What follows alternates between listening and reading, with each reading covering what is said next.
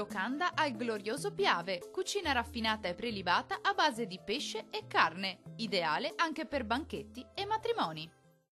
Anticiclone Giuda ancora dominante, tanto sole e qualche rovescio sui rilievi, ma attenzione perché da venerdì è atteso un picco delle temperature e sarà caldo infernale sull'Italia.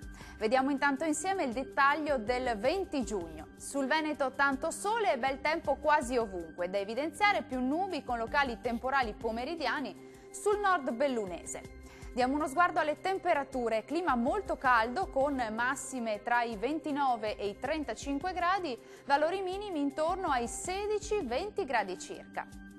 Che tempo farà sul Friuli Venezia Giulia?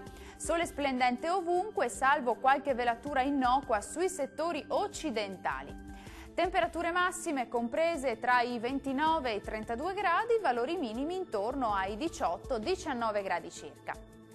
Spostiamoci ora a vedere che tempo farà sul Trentino Alto Adige. Mattinata con sole prevalente salvo poche nubi sparse, peggiora nel pomeriggio con l'arrivo di qualche temporale sulle aree centro-orientali dell'Alto Adige.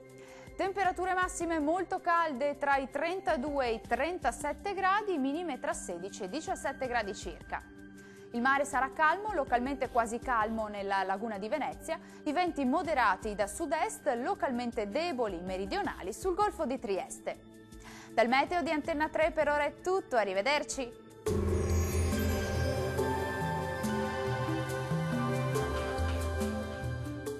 Locanda al glorioso Piave, cucina raffinata e prelibata a base di pesce e carne, ideale anche per banchetti e matrimoni.